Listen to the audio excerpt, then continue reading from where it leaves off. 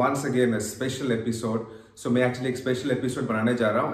But yeah, many viewers requested me to make it in English so that everybody can understand, because India में ऐसे काफ़ी लोग हैं जिनको हिंदी समझ में नहीं आता है. So अगर आपको हिंदी में ये चाहिए तो definitely I can make subtitle for you in later on. But primarily I want to make this episode in English because this is more of startup talks. Yes. So first of all, मैं Draper startup house में check in किया हूँ. I checked in this hotel and hostel 2 days ago. The concept of the startup house excited me so much that I really wanted to meet Indrek. Joining me today is Indrek. So Indrek is the co-founder of Draper Startup House in Europe. So ladies and gentlemen, please welcome Indrek. Hi guys. So yeah, it's pretty cold out here. The mood is good. It was quite, it snowed a lot last week. But yeah, the snow is quite, I mean it melted, but yeah, some are still there. So how is everything, how's life in Tallinn now? Yeah, we're sitting in Draper Startup House in Estonia, in Tallinn, and this is actually one of our global locations, and we are quite happy that the country is open, the tourists are coming, and also digital nomads like you can travel around and live the life they want to. Super. So Indrek, could you give me a brief idea of your startup house, when it began, a quick history about this organization? Right. So this company got started a little more than 3 years ago. Okay. In Singapore, which is also our headquarters nowadays. Yes. There's our founder Vikram Parali, who's half Indian, half American. Lived most of his life in California. Then took a couple of years to travel around as a digital nomad, and went to different countries with a low budget, and he became, he faced the problem basically that all the hostels he was were either sort of party hostels where you couldn't really work, do your daily I don't know stuff behind the computer, meet fellow entrepreneurs, or nothing like that. So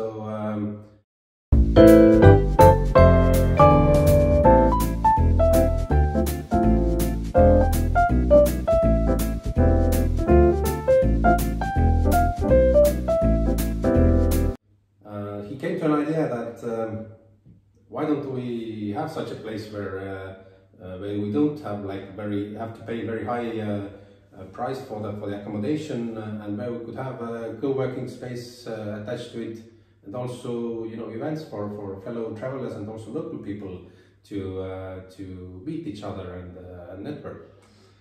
And that time he was working in Singapore in one of the venture capital companies, and he told this idea to his bosses, and the bosses said, "Hey, I mean, that's a good idea, why don't you do it?"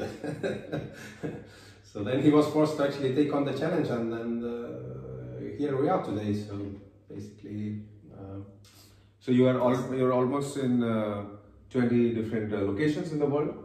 Yeah, we kicked off in Singapore in 2018, and today, yeah, we're in most in Southeast Asia, but also in India, in Bangalore. We have a location in Europe, also in America. We are aggressively also expanding in South America now, and yeah, that's where we are. I myself was in Singapore, working in Singapore at the time when Draper Startup House got started, and I ran into Vikram on one event, and I grew to like the idea. And when I returned to Estonia, I said, "Hey Vikram, why don't we do such a thing in Estonia, which is a quite well-known digital nomad startup entrepreneurial country?" And he said, "Yeah, of course, let's do it. Go ahead and do it. Like he was said to, by the VC guys when he worked for it. So I had to open one here as well. Wonderful, wonderful. So we'll take the second. Of course, there are 2-3 more questions. So we'll take the second question now. All right, Indrek, why should, for example, some tourist who has a startup mindset, someone who has a passion for making something new, someone who's creative, why should they choose your platform? What's so special about it? Yeah, we've set out on a mission to help 1 million entrepreneurs across the world. And we have a mission to connect, inspire and empower them. That's why we help those guys who come through our doors to connect them to the local movers and shakers, connect them with each other, fellow travelers, and also to make sure that they reach to the right contacts in the country they come to. So it's like a business concierge service, so to say. But also we do lots of events to inspire and empower them. We do inspirational talks, we do business seminars, we do just networking drinks sometimes, and so on. So this is an important part that you can get the feeling of the local people, can change ideas with the fellow travelers, and so on. And of course, then we found out that across the world, when entrepreneurs come to us, they have a joint problem of finding funding for their business. So we have created a platform called Draper Startup House Ventures, where on one hand are investors, on the other hand are startups, and we try to match them so that the investors get deal flow and the startups have the chance to find the investor. So this is a digital platform and ready for everyone to use across the world. So guys, if you have an idea and you want to put it on our platform, you're more than welcome. And on the other hand, also we saw that there are so many good ideas out there. So we created our own venture capital fund. So we're investing in early stage startups. The ticket size could be something around 20 to 50,000 US dollars. And Tim Draper, our main investor, he put in some capital so that we could kick off with this project. And the fund has been around now for a few months, and we already have quite an interesting portfolio of invested companies. Brilliant. And do you have any specific time or season of the year where you have a lot of events, or it can happen whenever you have? Yeah, of course we do events across the year, all year round. But during summertime, of course, here there's 4 seasons, so summertime is really nice. We have a wonderful summer deck in the courtyard. So this is very popular with we do sometimes even concerts and networking events out there, sometimes barbecues and so on.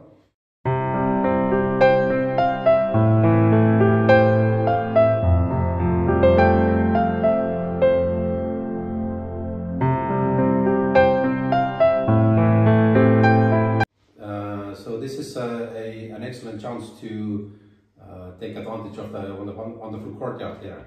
But we also have like an event space, co-working common area where we hold most of the events. Super. And I'm sure Draper is everywhere in all the social medias like Facebook. Yes, you can find us on social media. You can check out draperstartuphouse.com. There you also see in which locations we are. And yeah, you're always more than welcome to visit us and stay with us. Yeah, definitely, because it's just not a normal place. It's like you come, you visit the city, you take advantage of this platform and engage with audience who are ready to invest or have idea. As you said, you try to connect both of them. Yeah. And yeah, I have another question. Thank you, Hendrik. Another question is, do you think, for example, e-residency, which is actually very famous in Estonia. So e-residency, okay. So guys, what is e-residency? I'm going to make a special episode, so which you can actually refer to. But I'm asking the same question here. Like, do you help somebody, or I mean, in your platform, do you have some link where somebody can get some information about e-residency? Yeah, we actually have an official collaboration with e-residency.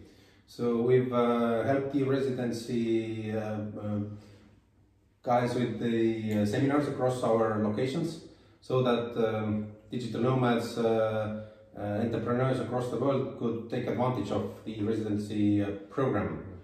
And so we always try to advise them what they should do, who should they contact, who should be the business service providers, you know, how to register a company and so on, how to, or where to find the information that is necessary for them, and so on.